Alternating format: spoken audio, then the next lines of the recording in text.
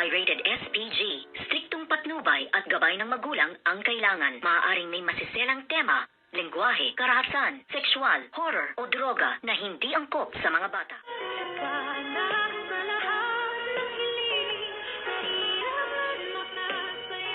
Good morning and welcome sa aking munting channel. Kagulat-gulat nga ang ginawa nitong si Moira na nagbait-baitan at ang akala nga ng iba ay nagbago na nga ito ng tuluyan dahil nga meron pa itong Bible verse na binabanggit nga at laking gulat nga ng lahat at sabi nga dito ni Dr. Ray Meneses ay malapit na akong makonvince. Ngunit sabi naman dito nitong si Miss Giselle Tanyag ay hindi pa rin siya naniniwala at mayroon nga daw expiration date ang bait-baitang acting nga nitong si Moira. At dito naman ay narinig nga ito ni Zoe kung kaya't kinuha niya nga ang isang kape at kunwari ay siya ay natisod at pero sinadya niya nga ito para matigil na nga ang pangbubuli ni Miss Giselle Tanyag sa kanyang mami Moira dahil sabi nga nitong si Zoe ay nagbabago na nga ang kanyang mami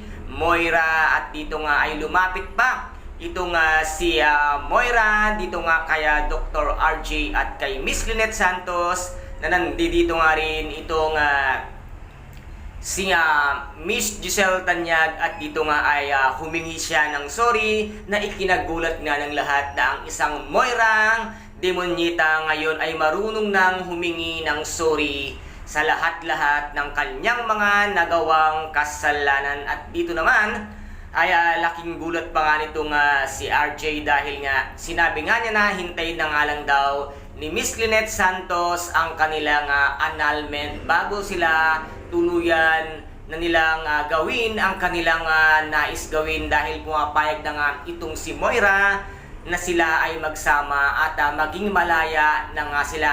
Totoo na kaya ang lahat ng lumalabas sa bibig nitong si Moira or isa lang itong acting at meron siyang isang hindi magandang plano para nga mapunta sa kanya ang atensyon at mabigyan siya ng parol para siya ay makalaya na nga. At dito nga ay nagpartner pa nga itong si Moira at si Miss Lynette para nga sa isang games dito nga sa loob nga ng correctional na kung saan ay meron isang pa-game at dito naman natapos at talaga namang itong si Moira ay hindi pa rin pala talaga nagbabago dahil nga sa isang palaro pa lang ay makikita mo na gusto niya ng mangdaya ngunit hindi pumayag nga itong si Miss Lynette Santos na sundin ang sinabi sa kanya nitong si Moira na dahil lang sa palaro ay mandadaya pa siya para lamang sila manalo. At dito nga sinabi nitong si Miss Lynette Santos na hindi mo kailangan mandaya para lang manalo ka. Laro lang yan at games lang yan, dyan pa lang ay nandadaya ka na. Paano pa kaya sa iba? Kaya dito nga hindi na na-convince itong